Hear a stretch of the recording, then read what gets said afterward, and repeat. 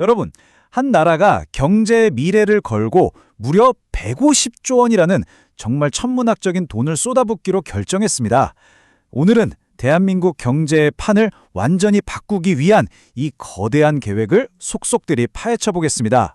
자, 이 그래프 하나가 지금 모든 상황을 말해주고 있습니다. 대한민국의 경제 성장 엔진이 확연히 식어가고 있다는 거죠. 보세요. 2000년대 초반만 해도 4.7%에 달했던 평균 성장률이 최근 10년 사이에는 2.5%까지 뚝 떨어졌습니다. 바로 이 하락세가 오늘 우리가 이야기할 이 거대한 계획이 나오게 된 배경입니다. 네, 이게 바로 지금 대한민국이 딱 마주한 현실입니다. 우리가 잘 알던 반도체, 철강 같은 주력 산업들은 경쟁이 점점 더 치열해지고 있고 나라 전체의 성장 동력은 예전 같지 않아요. 뭔가 근본적인 대책이 시급한 시점이라는 거죠. 정말 말 그대로 대한민국 경제는 기로에 섰습니다. 과거의 성공 공식이 더 이상 통하지 않는다는 위기감 속에서 과연 정부는 어떤 카드를 꺼내 들었을까요? 그리고 그 대답이 바로 이 숫자입니다. 150조 원. 네, 다시 한번요. 150조 원입니다. 정말 상상하기도 힘든 어마어마한 돈이죠? 바로 이 돈으로 경제의 패러다임 자체를 바꾸겠다는 겁니다. 자, 이 거대한 계획에 붙은 이름이 바로 국민성장펀드인데요. 그럼 지금부터 이 펀드가 대체 뭔지, 또 어떻게 굴러가는 건지 하나씩 차근차근 살펴보겠습니다. 와, 이 그림만 보면 좀 복잡해 보이죠? 근데 핵심은 아주 간단합니다. 앞으로 20년 대한민국의 미래 먹거리를 찾아서 키워내겠다, 바로 이겁니다. 그러니까 뭐 단순히 돈 풀어서 경기 좀 살려보자 이런 단기적인 대책이 아니라 아예 경제의 미래를 설계하는 장기적인 청사진이라고 보시면 돼요. 자, 그럼 이제 제일 궁금한 부분이죠. 이 150조 원이라는 엄청난 돈, 대체 어디서 나서 어떻게 쓰이는 건지 그 돈의 흐름을 한번 쭉 따라가 보겠습니다. 펀드 자금의 구조는 의외로 간단합니다. 딱 절반씩 나눠요. 75조 원은 정부가 첨단전략산업기금이라는 걸 만들어서 좀 위험한 투자를 먼저 맡아주고요.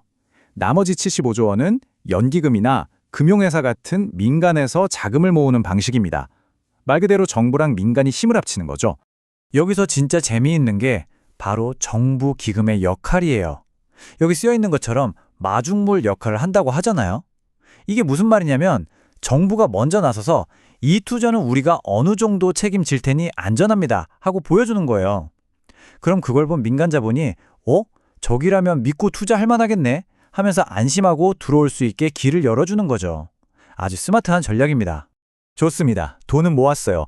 그럼 이 돈이 기업들한테는 어떻게 전달될까요? 방법은 크게 세 가지입니다.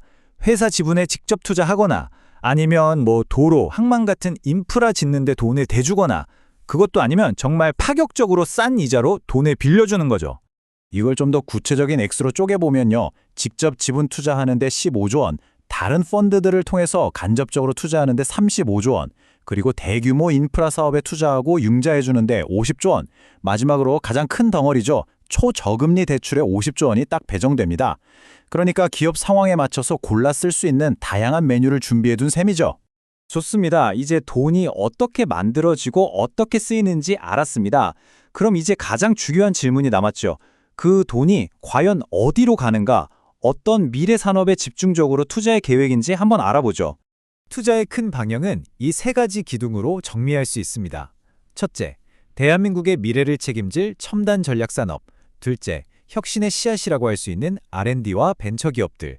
그리고 마지막으로 요즘 정말 심각한 문제죠. 지방 소멸 위기를 막기 위한 지역 성장 프로젝트. 이렇게 세 갈래입니다. 자, 구체적인 분야를 보면 이 계획의 그림이 더 선명해집니다. 와, 보세요. 가장 큰 몫인 30조 원이 AI와 데이터 센터로 갑니다. 이건 앞으로 모든 산업의 기본이 될 디지털 고속도로를 까는데 가장 먼저, 가장 크게 투자하겠다는 아주 명확한 신호죠. 그리고 역시 반도체가 빠질 수 없죠. 다른 나라들이 절대 따라올 수 없는 기술 격차, 우리가 흔히 초격차라고 부르는 거예요. 이걸 지키기 위해서 무려 21조 원에 가까운 돈을 쏟아붓는 겁니다.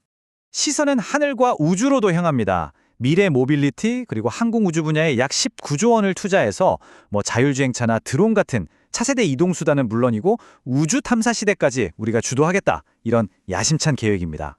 근데 이 계획에서 정말 중요한 포인트가 하나 있어요. 단순히 돈만 던져주고 끝나는 게 아니라는 점입니다. 메가 프로젝트라는 이름으로 한번 딱 선정이 되면요. 돈은 기본이고 사업하는데 걸림돌이 되는 각종 규제도 풀어주고 세금 혜택도 주고 그야말로 정부가 해줄 수 있는 모든 지원을 한꺼번에 제공하는 토탈 솔루션을 받게 되는 겁니다. 자, 이 모든 조각들을 한번 맞춰보면요.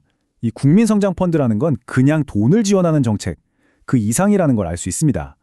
대한민국의 경제 체질 자체를 아예 바꿔보려는 아주 거대한 새로운 비전인 거죠.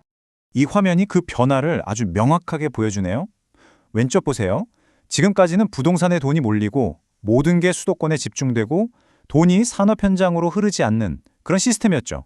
그런데 오른쪽 미래 비전을 보면요. 이제는 벤처와 혁신에 돈이 흐르게 하고 실패를 두려워하지 않는 모험 자본을 키워서 완전히 새로운 시대의 주인공, 새로운 기업들을 탄생시키겠다는 겁니다. 그래서 이 150조 원짜리 계획이 궁극적으로 바라는 그림은 바로 이겁니다. 금융은 금융대로, 산업은 산업대로 따로 놀던 그 간극을 메우는 것. 그렇게 해서 혁신이 계속해서 새로운 성장을 만들어내는 그런 지속가능한 경제 엔진을 다시 힘차게 돌리는 것. 이게 바로 최종 목표입니다. 결국 남는 질문은 이겁니다. 이 150조 원이라는 거대한 베팅. 이건 엄청난 기회인 동시에 정말 어마어마한 도전이기도 하거든요. 과연 이 승부수가 대한민국의 경제적 운명을 우리가 바라는 미래로 이끌어갈 수 있을까요?